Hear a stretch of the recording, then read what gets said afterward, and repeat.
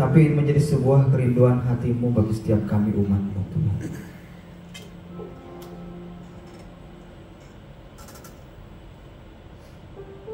Ada kalanya orang sekeliling kami tidak mengerti kami.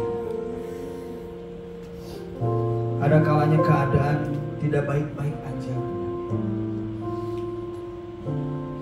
Tapi di saat itulah Engkau merindukan sikap hati dari setiap anak-anak-Mu untuk tetap percaya bahwa Tuhan tetaplah yang terbaik bagi kami.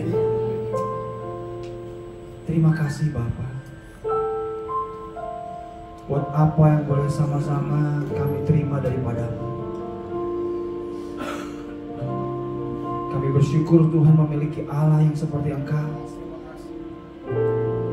Engkau Bapa yang terbaik bagi setiap kami. Terima kasih Bapa. Di dalam nama Yesus Tuhan, semua yang siap menerima kebenaran firman Tuhan, sama-sama katakan amin. Silakan duduk Bapak Ibu, saudara sekasih dalam Tuhan. Shalom semuanya. Shalom. Puji Tuhan ya, pagi hari ini saya boleh berkesempatan kembali untuk bisa berbagi di tempat ini. Senang sekali, mungkin ada beberapa yang belum kenal. Mungkin saya harus perkenalkan diri saya ya. Nama saya Sandi Triasa. Hai Sandi. Hai Sandi. Siapa yang belum pernah dengar nama saya? Angkat tangannya. Jujur. Nah, saya tadi ngomong berarti nggak dengerin ya. Nama saya Sandi Triasa. Oke. Nah, puji Tuhan ya, saat ini saya punya waktu tadi sudah disampaikan 30 menit. Semoga 30 menit ini kita punya kapasitas hati, pengertian yang cukup ya untuk menangkap apa yang Tuhan mau bagikan bagi setiap kita. Tema firman Tuhan saat pagi hari ini diberi judul tekun menantikannya. Oh, ini fontnya memang suka robah-robah, harus disetting lagi ya. Harus setting lagi. Yuk kita baca di dalam kitab Wahyu 3 ayat 10. Di sini dikatakan begini. Karena engkau menuruti firman-Ku untuk tekun menantikan Aku, maka Aku pun akan melindungi engkau dari hari pencobaan yang akan datang atas seluruh dunia untuk mencobai mereka yang diam di bumi. Kalau di dalam versi bahasa Inggrisnya yang NIV itu bilang begini, since you have kept my command to endure passionately. Artinya apa? Bahwa di situ digambarkan gini, bukan ketekunan itu artinya adalah bertahan dengan sabar. Kalau dari firman Tuhan ini menggambarkan tentang sebuah sikap, dikatakan begini, bertahan dengan sabar. Kira-kira ketika ada orang ngomong gini sama kita, udah yang sabar ya, itu keadaan lagi kayak gimana? Hah? Keadaan lagi kayak gimana? Lagi enak atau lagi nggak enak? Nggak enak. Jadi ketika ada satu firman Tuhan bilang gini, karena kamu telah mematuhi perintahku untuk bertahan dengan sabar, berarti ada sebuah kondisi yang Tuhan mau supaya dalam keadaan tidak enak sekalipun, dalam keadaan yang mungkin tidak nyaman buat kamu, sebagai umatku, aku mau berkata kepadamu bahwa dalam keadaan itu bertahan, sabar, tetap lakukan firman-Nya. Jadi kalau kita ngomong tentang masalah firman Tuhan ini, di sini ada sebuah pesan firman Tuhan bagi setiap kita. Mungkin keadaan kita sedang tidak baik-baik saja. Keadaan kita sedang tidak nyaman-nyaman saja. Tapi di situ firman Tuhan bilang, bertahan dengan sabar. Coba bilang kanan kirinya, sabar ya. Yang sabar ya. Mungkin kalau lagi nggak sabar, tolong bantu ingatkan lagi yang sabar ya. Bertahan dengan sabar.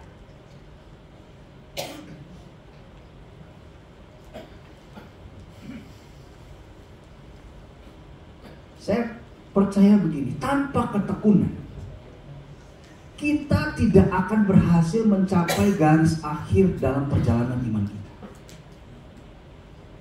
Tanpa ketekunan, kita nggak akan mungkin bertahan sampai akhir dalam perjalanan iman kita. Kenapa? Ada kalanya begini. Memilih kebenaran, ada kalanya itu jalan yang sepi. Memilih apa yang benar, ada kalanya itu sebuah perjalanan yang sepi.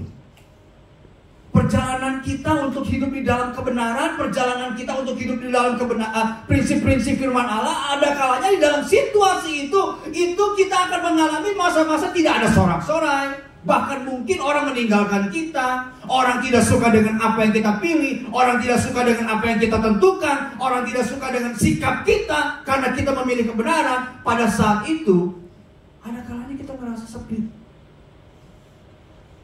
karena kita memilih kebenaran. Jadi kalau kita ngomong begini, di dalam situasi itu, kalau kita nggak punya ketekunan dalam menanti-nantikan Tuhan, nggak akan tahan.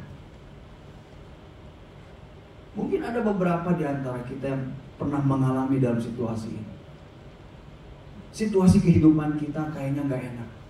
Orang-orang yang ada sekitar kita yang dulunya dekat dengan kita meninggalkan kita. Seolah-olah kita merasa bahwa nggak ada orang yang lagi peduli dengan kita. Sepi perjalanan itu. Tapi di dalam situasi seperti itu, Tuhan bilang apa? Bertahan, sabar, tetap lakukan firman Allah. Not easy, tapi harus bertahan. Karena ngomong bertahan, emang gak enak. Bertahan dengan sabar, tekun itu gak enak. Jangan dianggap tekun itu enak, gak enak.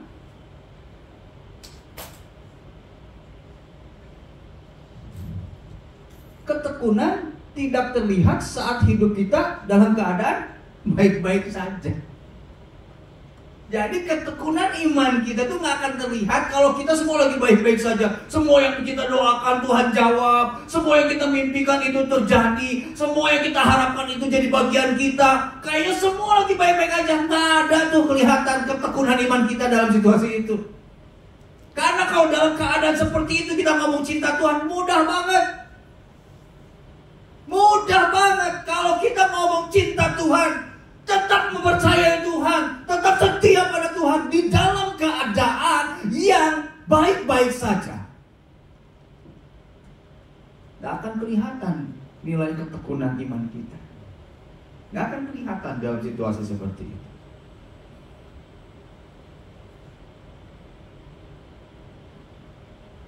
Potong ya. Kualitas ketekunan iman tidak muncul dengan sendirinya.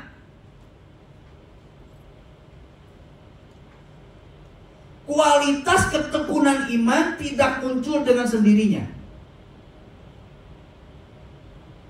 Perlu proses bentukan yang tidak mudah untuk kita dapat memperoleh ketekunan seperti yang Tuhan mau. Jadi gak tiba-tiba kita menjadi orang yang tekun akan firman Allah, tekun untuk melakukan kebenaran, tekun menantikan apa yang Tuhan sedang janjikan pada kehidupan kita, itu otomatis terjadi dalam kehidupan kita. No. Gak. Ketekunan iman kita tidak terjadi dengan otomatis. Perlu ada proses yang mengujinya.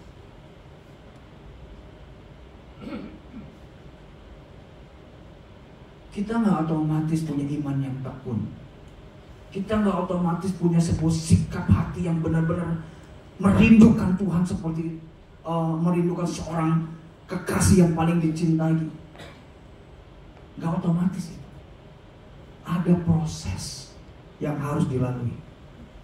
Sama dengan proses pembentukan emas. Siapa di sini yang bekerja dengan urusan emas? Kita tahu ya, emas itu tuh sampai muncul tuh kan nggak tiba-tiba ya. Saya ada teman yang sempat dinas di Papua bilang begini, memang di sana tuh setiap rumah itu bisa mendapatkan emas tuh dengan mudahnya. Kadang-kadang di sungai di depan rumah di Papua itu bisa ketemu butiran emas katanya. Tetapi dia bilang begini, butiran emas yang ditemukan di depan rumah tidak otomatis itu menjadi emas yang layak dijual. Nggak otomatis. Tidak otomatis setiap butiran pasir yang ada di depan rumahnya itu yang dia temukan itu bisa jadi emas yang layak dijual. Enggak. Perlu ada proses. Dari mulai cairan kimia sampai dibakar. Supaya apa? Logam-logam yang tidak mulia itu tersingkir. Sampai tersisa logam mulia, yaitu namanya emas. Emas itu bisa jadi logam mulia tidak terjadi dengan sendirinya. Ada proses yang menyertainya sampai akhirnya dia menjadi logam mulia. Dan proses yang menyertai itu pembakaran. Dibakar sedemikian rupa supaya menyingkirkan logam-logam yang tidak mulia dan tersisa logam mulia. Sama dengan hidup kita. Ketika Tuhan mau kita di dalam diri kita muncul sebuah kualitas yang hebat, ketekunan yang luar biasa, Tuhan izinkan proses-proses yang tidak mudah dalam diri kita. Supaya apa? Menyingkirkan hal-hal yang tidak layak bagi Tuhan melalui proses-proses ini.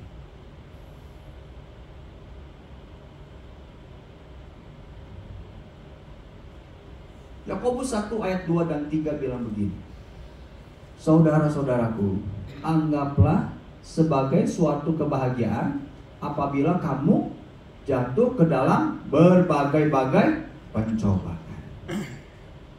Bayangin, jatuh ke dalam pencobaan, dibilang kebahagiaan aja, anggap kebahagiaan aja.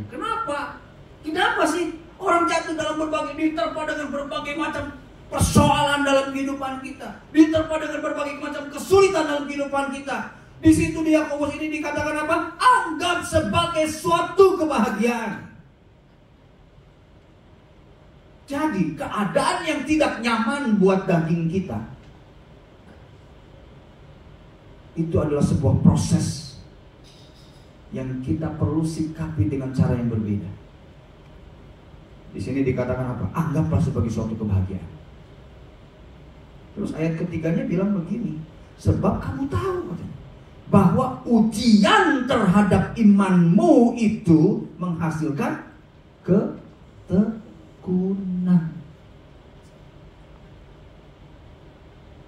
Ketika kita punya sebuah sikap yang benar, setiap badai, pencobaan, tantangan, kesulitan, kesesakan yang pernah kita alami, itu akan menjadi sebuah ujian iman bagi setiap kita.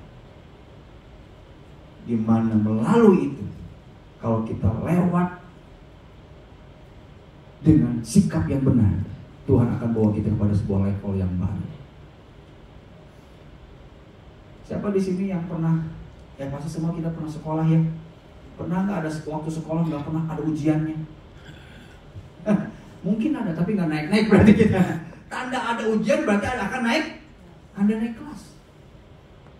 Ketika Tuhan izinkan ujian terjadi atas iman kita, pandanglah itu sebagai sebuah kebahagiaan. Karena di balik itu, kalau kita lulus, kita naik level. Menghasilkan apa? Ketekunan. Menantikan kehadiran Tuhan, menantikan kedatangan Tuhan. Tanpa ketekunan, gak akan tahan. Gak akan tahan. Kenapa? Keadaan dunia hari-hari ini menurut pandangan kita menjadi lebih mudah atau lebih sulit? Lebih sulit. Kemarin ini saya dengar satu podcast seorang public figure nganterin anaknya ke salah satu sekolah internasional. Datang ke sana, ngobrol-ngobrol tentang pendidikan, sistem pendidikannya segala macam. Sampai akhirnya itu dilihat bagian toiletnya. Toiletnya di situ dikatakan ada ini, yang satu boys, ada yang satu girls, dan yang tengah-tengahnya netral.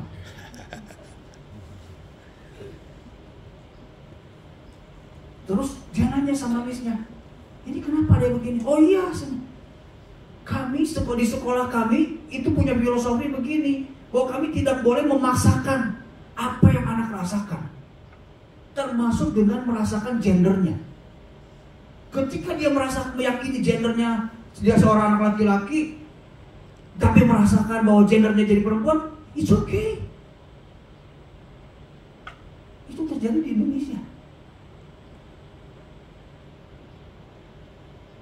Hari-hari ini menjadi semakin tidak mudah untuk bisa bertahan dengan nilai-nilai kebenaran. Bayangkan kalau kita nggak punya kualitas ketekunan iman, kita akan menjadi anak-anak Tuhan yang mudah digeser dari tujuan Tuhan semula menjadikan kita.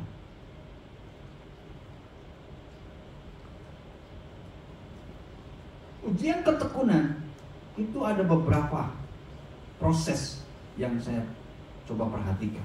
Pertama, ujian ketekunan itu diproses melalui apa? Kesesakan. Apa arti kesesakan? Keadaan hidup yang tidak mudah. Keadaan hidup yang gak gampang. Gak gampang di dalam hal apa? Misalnya paling sederhana aja, yang gak gampang di dalam keuangan. Siapa di sini yang pernah ngalamin susah keuangan? Angkat tangannya. Wah, di sini konglomerat semua, jangan-jangan nggak pernah susah keuangannya. Ada pernah ngalamin? Angkat tangan. Semua ya. Bayangkan, ketika kita ngalamin kesesakan paling sederhana dalam contoh keuangan aja, muncul godaan gak untuk melakukan hal yang gak benar? Muncul sikap gak di dalam hati kita untuk punya motivasi yang salah? Muncul. Ada gak tantangan untuk bisa melakukan kompromi? Muncul. Kalau kita ngomong, iya Tuhan, tapi kalau saya tidak memilih ini Tuhan, saya gimana hidup keluarga saya? Udah gak makan sekian hari. Waduh, di dalam situasi kayak begitu, godaan menjadi tidak mudah untuk tetap tekun melakukan perintah Allah. Gak mudah, tapi itu ujiannya. Jangan dipikir kesesakan soal keuangan itu hanya terjadi di dalam kondisi orang-orang atau pribadi yang di level ekonomi bawah. Enggak, di level atas juga punya kesesakan sendiri. Jadi urusan temptation di dalam keuangan ini bisa terjadi di dalam semua level. Mungkin konteksnya beda-beda. Level bawah hari ini levelnya masalahnya hari ini mau makan apa. Level atas hari ini mau makan siapa. Beda, tapi sama-sama pusing. Mereka tuh pikir gue ngadalin siapa. Banyak temptation-nya untuk tidak benar. Jadi di dalam setiap level punya temptation-nya, kesesakan sendiri. Level bawah mungkin dia fokusnya adalah untuk bertahan. Gimana saya bisa survive? Gimana saya bisa makan? Bisa. Level atas, gimana saya mau perbesar lagi? Gimana saya mau kapasitas mau gedein lagi? Beda levelnya, tapi sama-sama sesak. Di dalam situasi gitu, masih nggak tetap kita mau tekun melakukan kebenaran? Nanti, tapi itu ujian. Kedua, kekeringan.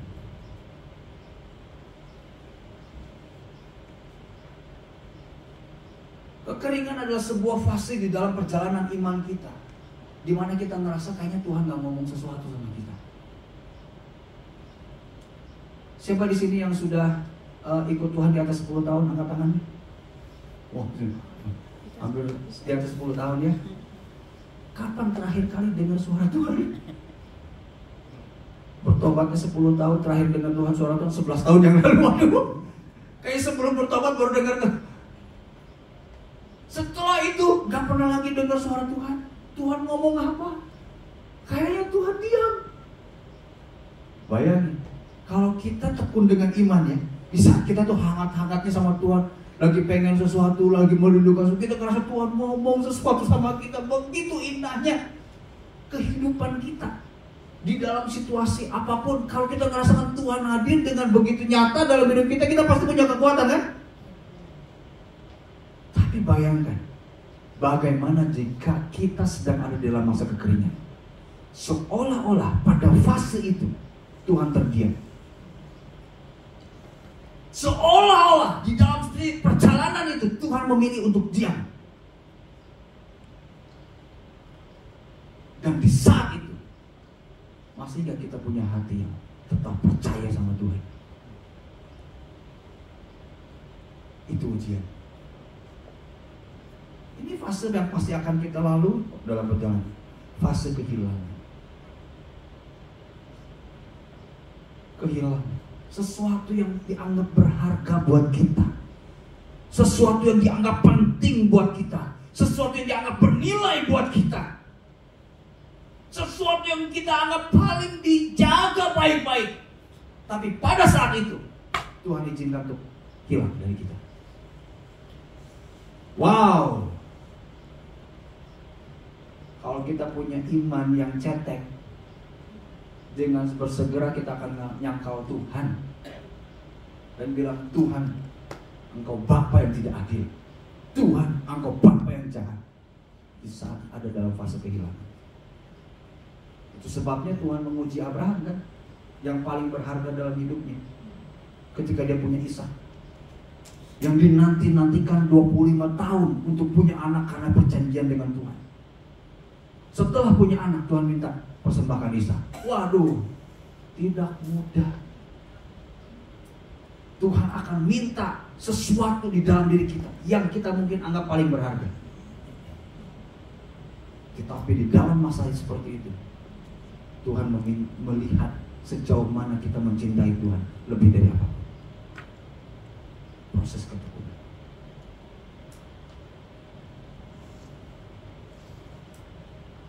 Fase kesendirian. Merasa lonely, ditinggalin oleh banyak orang. Bahkan mungkin tidak hanya orang-orang terdekat kita, keluarga kita pun meninggalkan kita. Bahkan mungkin tidak hanya keluarga, orang-orang sahabat yang kita pernah berkorban untuk hidup dia, melakukan yang terbaik buat hidup dia, bahkan mengabaikan kepentingan kita demi kebaikannya. Tapi dalam titik itu, orang itu meninggalkan kita. Dan di saat itulah kita merasa sendiri, tanpa ada orang yang peduli sama kita. Wah, masihkah kita tetap mau percaya bahwa Tuhan adalah sahabat yang setia dalam hidup kita? Gak gampang. Gak gampang. Tapi itu ujian. Yang kelima, keputusasaan. Pernah doa sekian puluh tahun dari jauh-jauh sama Tuhan? Tuhan, saya doa udah 10 tahun buat suami saya balik. Malah setiap kali dengar kabar dia udah punya istri baru lagi. Doanya begitu, tapi kenyataannya tidak seperti realita. Semakin berdoa, semakin dengar berita keburukan-keburukannya. Waduh, gak gampang. Tapi pada saat itulah Tuhan pengen, tetap tekun gak? Tetap percaya gak? Seperti apa? Sekalipun tidak ada dasar untuk berharap, mau gak kita tetap berharap kepada Tuhan? Wah, tidak mudah. Tapi itu prosesnya. Sama kayak tadi, logam mulia itu. Untuk menemukan logam yang mulia itu, prosesnya gak gampang. Sakit. Dibakar mana ada yang enak, digesek mana ada yang enak. Tidak enak. Tapi semua itu dilakukan demi menghasilkan sesuatu yang mulia di dalam logam ini. Tuhan juga mau memunculkan itu pada kita. Melalui situasi-situasi yang gak nyaman buat kita. Melalui situasi-situasi yang gak enak buat kita. Bayangkan menantikan kedatangan Tuhan. Itu bukan cerita tentang menunggu besok, menunggu minggu depan, menunggu bulan depan, menunggu tahun depan. Kita gak akan pernah tahu waktunya kapan Tuhan datang. Tapi maukah tetap setia menantikan dan percaya someday Tuhan akan datang? Gak gampang. Di tengah badai, terpaan, yang sedemikian rupa. Tuhan pengen ketika dia datang, masihkah ada iman di bumi ini? Jangan-jangan yang tadinya berapi-api udah menyangkal Tuhan.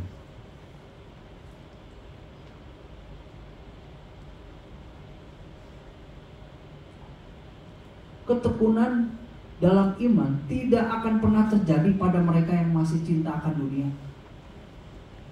Jadi kita jangan ngomong deh, saya mau tekun dalam Tuhan kalau mencintai dunia udah. Karena pada endingnya Tuhan akan minta itu, pilih itu, pilih Tuhan atau pilih dunia. Selama kita masih punya hati yang mencintai dunia, gak akan ada kualitas ketekunan iman. Gak akan ada kondisi di mana kita bisa, dalam bahasa Yunani itu ngaraup kusiku gitu. Ngaraup kusiku teh hayang gua anak gitu, hayang gua anak. Nggak mungkin, udah gua pilih, mau pilih Tuhan atau mamon katanya. Tuhan minta supaya apa? Kalau kita sebagai anak-anak Tuhan mau punya kualitas iman yang kuat, jangan cintai dunia. Udah, pilihan Tuhan itu. Selama kita masih cinta dunia, nggak akan punya kualitas ketekunan. Sama ketika seorang anak muda yang kaya raya kan datang sama Tuhan. Tuhan, semua hukum Taurat sudah aku lakukan, pelayanan sudah aku kerjakan. Mungkin kalau dalam konteks sekarang, Tuhan setiap tiap hari saya ada di gereja Tuhan, pelayanan Tuhan, dan mulai nyapu-nyapu, beresin kursi, beresin sosial, semua Tuhan, setiap hari Tuhan saya ada di gereja Tuhan, melayani Tuhan. Yang pimpin pujian, pemain musik, begitu bangun menguap, bangun dari tidur menguap langsung haleluya, puji Tuhan. Kayaknya udah rohani banget, udah Kristen banget. Tapi ketika Tuhan tahu apa yang menguasai hati dia, oke, kamu sudah melakukan itu semua ya? Iya. Oke, kalau gitu sekarang jual harta bagikan pada orang miskin. Oke, heula Tuhan, ada urusan dia. Heula Tuhan, itu beda urusan Tuhan, beda urusan Tuhan. Ketika di challenge itu, mikir-mikir, kalau gitu kamu belum layak. Itu akhirnya Tuhan akan pilih itu kok. Terus, lu masih cinta siapa? Cinta dunia nggak mungkin layak sama Tuhan. Nggak akan mungkin. Karena apa? Iblis akan menawarkan hal-hal yang menarik. Secara dunia itu kayaknya indah, menggiurkan, tapi tanpa sadar yang menggiurkan itu menggeser tujuan Tuhan dalam hidup kita.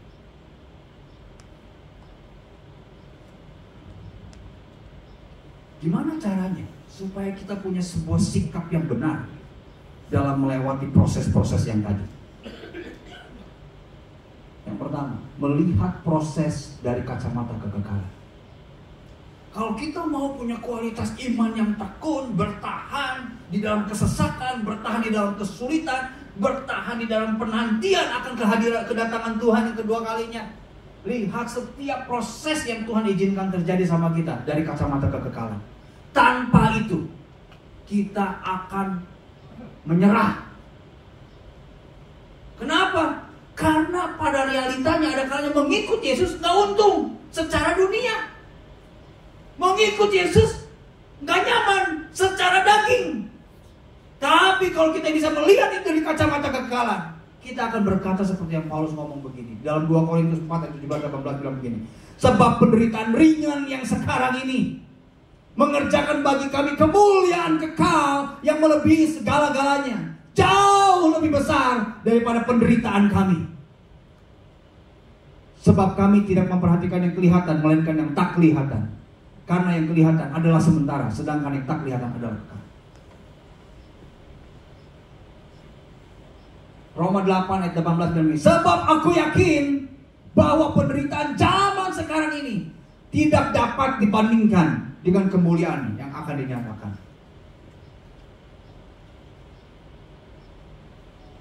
Paulus ngomong kayak gini dalam situasi seperti apa? Bukan lagi duduk di gereja di sini. Bukan lagi duduk di kursi yang empuk seperti ini. Bukan lagi ada di dalam sebuah tempat ibadah yang AC-nya dingin. Enggak. Paulus kalau ngomong kayak gitu gampang banget ya. Gampang ngomong penderitaan yang sekarang ini kalau tidak sebanyak gampang ngomongnya. Paulus ngomong ini di tengah-tengah penjara, di dalam penjara. Dicambuk, disiksa, disesah, dalam keadaan yang tidak nyaman. Bahkan ada yang cerita begini, penjaranya Paulus itu tuh sempatnya dimasukkan dalam satu kayak lubang sumur begitu ya, tanah ke bawah. Itu di pinggir-pinggirnya itu ada paku-pakunya tuh. Dan dia tuh tidak bisa berdiri enak kayak begini, duduknya cuma gini. Sampai ada yang cerita begini, itu tuh ketika diangkat memang kaku, jadi karena udah kelamaan duduk begitu. Dalam situasi seperti itu, Paulus masih ngomong, penderitaan ringan yang aku alami ini tidak sebanding dengan kemuliaan. Bayangkan, kenapa Paulus bisa ngomong kayak begitu? Karena dia melihat ada kemuliaan yang sedang Tuhan siapkan untuk dia ketika dia bertahan.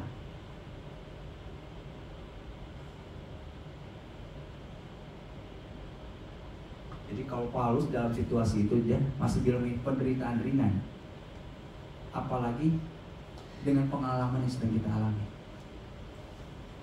Kalau kita merasa punya masalah terberat di dunia, semoga dikasih pewahyuan tentang penderitaan Paulus itu ketika dia ngomong, supaya mengerti gak ada apa-apanya apa yang kita alami, kesulitan kita. Yang kedua,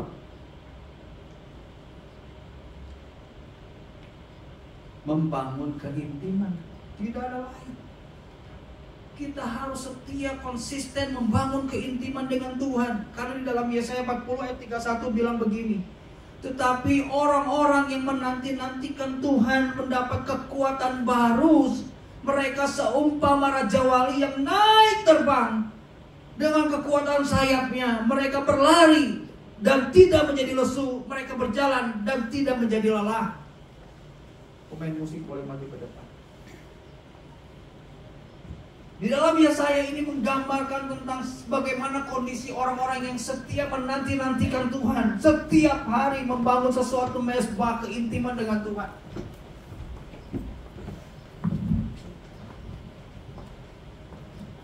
Dia menggambarkan raja wali, bukan burung pipit. Kenapa? Karena di situ digambarkan ini, raja wali itu akan naik terbang ketika badai terjadi. Jadi raja wali itu, dia melihat badai sebagai sarana untuk dia terbang lebih tinggi lagi. Makanya di situ digambarkan tentang orang-orang yang menanti-nantikan Tuhan akan punya kekuatan di tengah badai. Orang-orang yang merindukan Tuhan setiap hari, intim Tuhan setiap hari. Pada saat itu kita akan melihat Tuhan akan memberi kekuatan di tengah badai yang terjadi dalam kehidupan kita. Tanpa keintiman dengan Tuhan, kita akan mudah menjadi lemah. Kita butuh presence of God melingkupi kita every moment. Karena tanpa itu kita gak akan kuat melewati tantangan yang ada.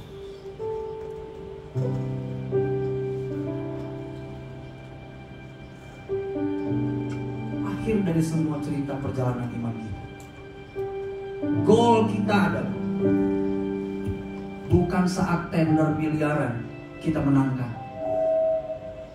bukan saat kita dapat kontrak kita menangkan. Kemenangan kita bukan saat itu terjadi, bukan saat mendapatkan apa yang menurut dunia menjadi sebuah kemegahan dan kemewahan. Bukan. Kemenangan kita sebagai anak-anak Tuhan adalah justru ketika kita datang ke hadapan Bapa. Di saat itu Yesus akan berkata, "Sabaslah engkau hambaku yang setia." Yakobus 1 ayat 12 bilang begini, "Berbahagialah orang yang bertahan dalam pencobaan. Sebab apabila ia sudah tahan uji, ia akan menerima mahkota kehidupan yang dijanjikan Allah kepada barang siapa yang mengasihi Dia."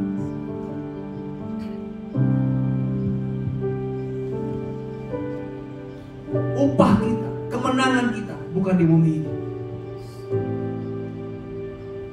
Kemenangan kita yang sesungguhnya, upah kita yang sesungguhnya adalah saat kita datang ke rumah Bapa nanti.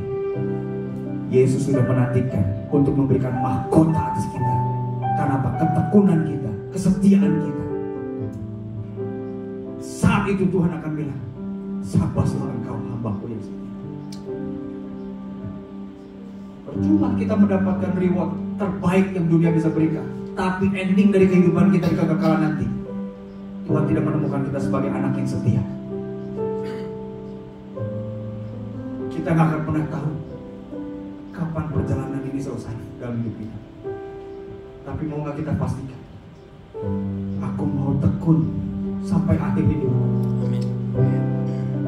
Aku mau tekun menjaga imanku sampai maut menemukan aku. Kita sama-sama saat ini berdoa di hadapan Tuhan. Kita tundukkan kepala kita saat ini.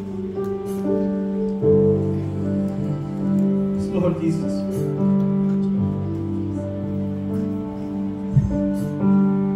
Kita naikkan pujian ini. Ku tetap cinta. Ku tetap cinta. Yes, Lord. Walau badai datang berterbangan, ku tetap cinta. Ku tetap setia. Ku tetap setia. Ku tetap setia. Walau kau pandangkan berdepan, ku tetap setia. Terlalu banyak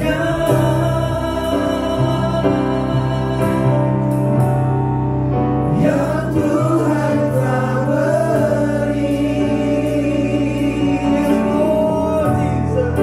Takkan mungkin ku balas dari apa yang ku miliki. Saya mengundang kita semua bangkit berdiri. Ku persembahkan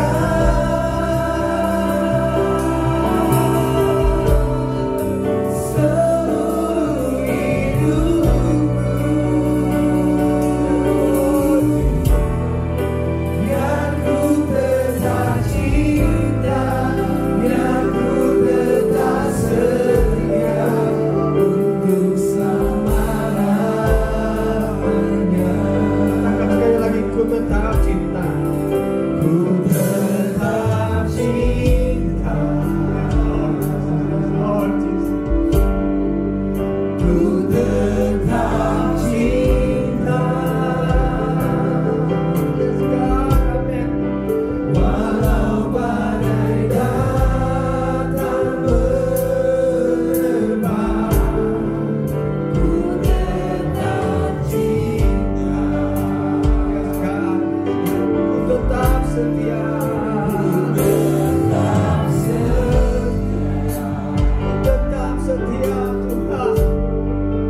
Ku tetap setia. Walau kau pandangkan berdepan, ku tetap setia. Terlalu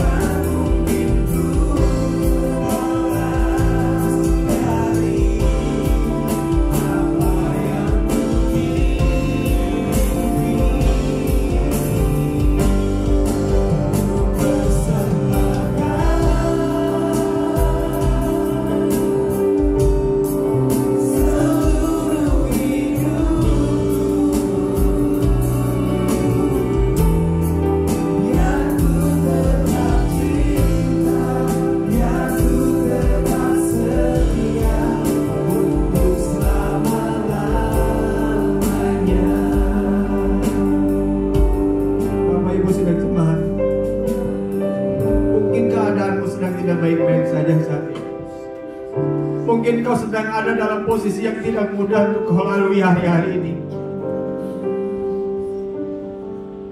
Mungkin engkau sedang Tuhan izinkan masuk dalam lembah kekelaman. Ada kalanya engkau ingin menyerah. Ada kalanya engkau ingin menyerah. Tapi saat ini Tuhan bicara padamu. Tetaplah setia. Tetaplah setia anakku. Tetaplah tekun lakukan perintahku. Tidak mudah, tapi janji firman Tuhan.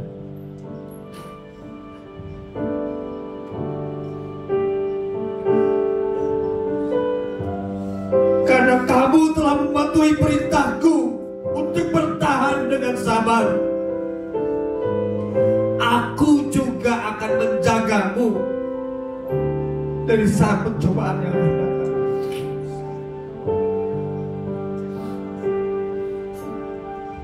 Berapa di antaramu yang saat pagi ini di hadapan Tuhan mau berkata, Tuhan, aku tahu keadaanku sedang sulit Tuhan. Aku tahu aku sedang tidak dalam situasi yang gak mudah Tuhan. Ada banyak kesesakan terjadi dalam hidupku Tuhan. Tapi pagi hari ini aku mau berkata di hadapanmu, aku akan tetap setia. Aku akan tetap tekun mengikuti kau dan melakukan perintahmu. Kau taruhkan tangan kananmu di dadamu saat ini. Yes Lord Jesus. Kau taruhkan tangan kananmu di dadamu saat ini. Tuhan, kau melihat anak-anakmu yang saat ini menaruhkan tangan kanannya di dadanya. Mungkin mereka sedang ada dalam situasi yang tidak mudah Tuhan. Mereka sedang mengalami situasi yang tidak mengenakan secara daging Tuhan. Tapi hari-hari ini Tuhan, mereka mengizinkan Tuhan, izinkan mereka mengalami kekuatan yang dari Tuhan. Ketika mereka berkata di hadapan Tuhan, aku mau tetap setia Tuhan. Aku mau tetap cinta Tuhan. Aku tetap mau berkata, Engkau Bapa yang baik. Engkau Tuhan yang setia dalam hidupku. Yes, Lord Jesus.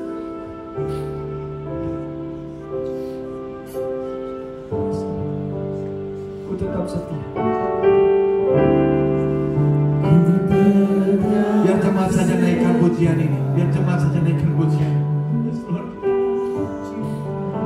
Ku tetap cinta. Walau badai datang menerpa, ku tetap cinta. Ku tetap setia. Ku tetap setia. Ku tetap setia. Walau topan datang menerpa, ku tetap setia. Terlalu banyak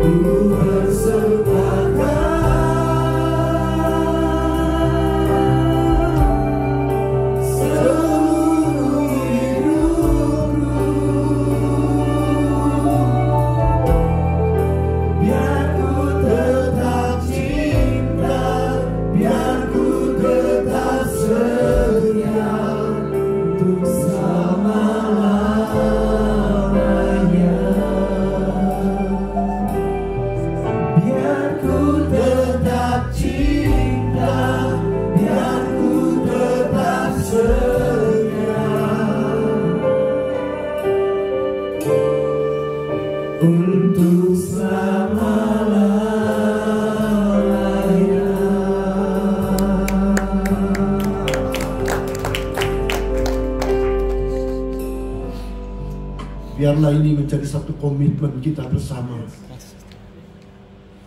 Apapun yang sedang kau alami dan aku alami, kita tetap sama-sama mengambil satu keputusan.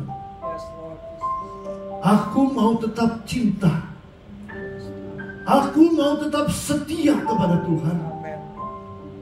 Roh Kudus, kuatkan, teguhkan hatiku, supaya aku tetap ada di dalam jalur kehendak Allah. Terima kasih buat hamba-Mu, Bapak Sandi, yang sudah menyampaikan kebenaran firman Allah. Biarlah kiranya Tuhan, suara-Mu, suara hamba-Mu sudah berhenti, tetapi Roh Kudus terus berbicara di dalam setiap hati kami. Tatkala kami masuk dalam perjalanan hidup iman kami, ketika ada percobaan-percobaan yang Tuhan izinkan terjadi, kami tetap mengambil keputusan untuk tetap setia, tetap cinta kepada Tuhan. Berkati hamba-Mu Tuhan, pakai terus, urapi, taruhkan Tuhan kebenaran firman Allah dalam lidah bibirnya, dalam hatinya, dalam hidupnya, supaya dimanapun hamba-Mu dipakai oleh Tuhan, menjadi alat kemuliaan bagi nama-Mu. Terpuji nama-Mu Bapa. Dalam nama Yesus kami berdoa. Sementara kita